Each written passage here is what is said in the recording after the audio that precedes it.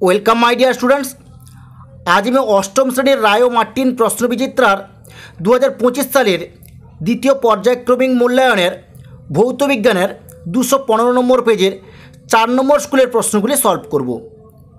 চলো তাহলে শুরু করি।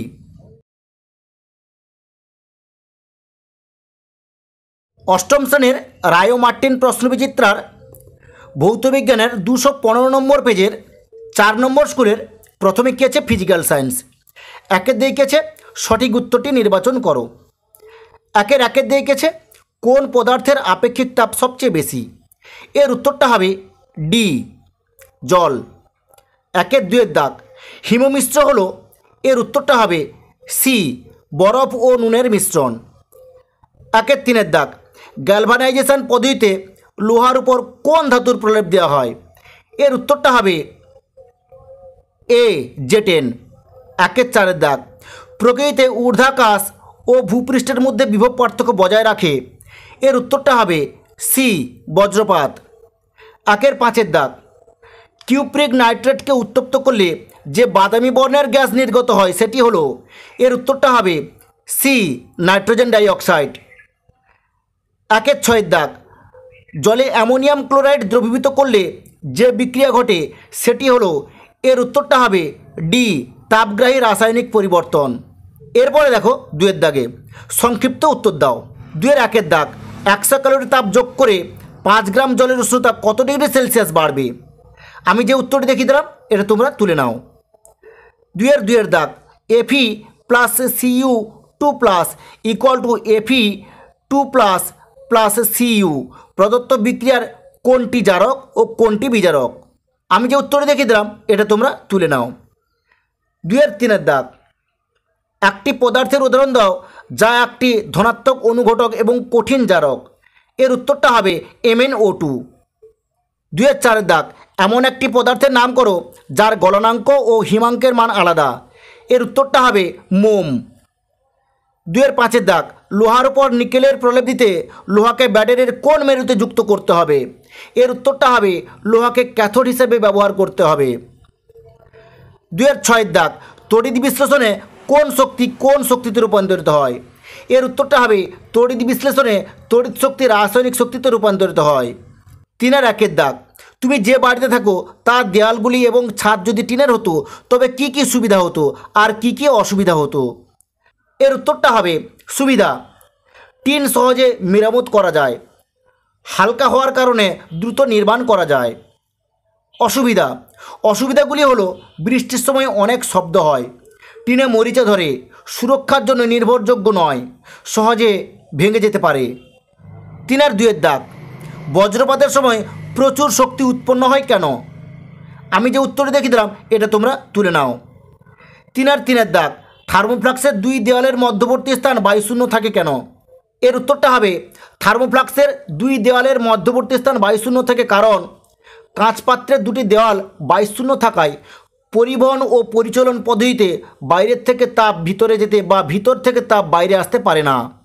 তিনের চারের দাগ বিশুদ্ধ জলের তড়িৎ বিশ্লেষণের সময় সামান্য লঘু অ্যাসিড বা ক্ষার মেশাতে হয় কেন? আমি যে উত্তরটি দেখিয়ে দিলাম এটা তোমরা তুলে নাও। জলের তড়িৎ বিশ্লেষণে ক্যাথোডে কোন আয়ন জমা হয়? এর উত্তরটা হবে জলের তড়িৎ বিশ্লেষণে ক্যাথোডে H+ আয়নগুলি জমা হয়। এরপর দেখো তিনের পাঁচের দাগ কঠিন ম্যাঙ্গানিজ ডাই অক্সাইডের সঙ্গে লঘু হাইড্রোক্লোরিক অ্যাসিডের বিক্রিয়ায় কি ঘটে সমীকরণ সহ লেখো। আমি যে উত্তরটি দেখিয়ে দিলাম এটা তোমরা তুলে নাও। তিনের ছয়ের দাগ শীতকালে পাখিরা কখনো কখনো পালক ফুলিয়ে বসে থাকে কেন? আমি যে উত্তরটি দেখিয়ে দিলাম এটা তোমরা তুলে নাও। এরপরে চারের দাগে নিচের প্রশ্নগুলির উত্তর দাও। চারের একের দাগ উত্তপ্ত কালো রঙের কিউপ্রিক অক্সাইডের উপর দিয়ে হাইড্রোজেন গ্যাস চালনা করলে কি ঘটে সমীকরণ সহ লেখো। এই বিক্রিয়াটিতে জারণ বিজারণ দেখাও ও জারক এবং বিজারক দ্রব্যের নাম লেখো। আমি যে উত্তরটি দেখিয়ে দিলাম এটা তোমরা তুলে নাও। চারের দুয়ের দাগ গলিত সোডিয়াম ক্লোরাইডের তড়িৎ বিশ্লেষণে অ্যানোডে ও ক্যাথোডে কি কি পদার্থ উৎপন্ন হয় তা বিক্রিয়া সহ লেখো। আমি যে উত্তরটি দেখিয়ে দিলাম এটা তোমরা তুলে নাও। চারের তিনের দাগ তড়িৎ লেপন কি? আমি যে উত্তরটি দেখিয়ে দিলাম এটা তোমরা তুলে নাও। রূপোর ওপর সোনার প্রলেপ দিতে হলে ক্যাথোড ও অ্যানোড হিসাবে কি কি ব্যবহার করবে? এর উত্তরটা হবে রূপোর ওপর সোনার প্রলেপ দিতে হলে ক্যাথোডে রূপোর গয়না এবং অ্যানোডে বিশুদ্ধ সোনার পাত ব্যবহার করতে হবে। চারের দাগ, বজ্র নিরোধক কী? আমি যে উত্তরটি দেখিয়ে দিলাম এটা তোমরা তুলে নাও। এটি কিভাবে কাজ করে?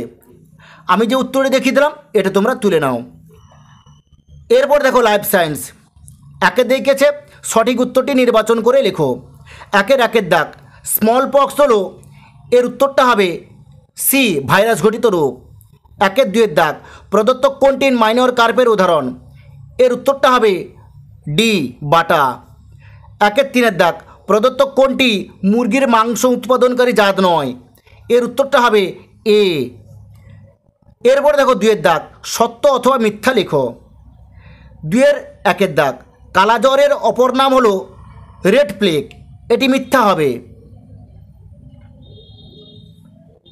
দুয়ের দাগ, পশ্চিমবঙ্গে আমন ধানের চাষই বেশি হয়, এটি সত্য হবে। তিনের দাগ, পুরুষ মৌমাছির কাজ হলো মৌচাক তৈরি করা, এটি মিথ্যা হবে।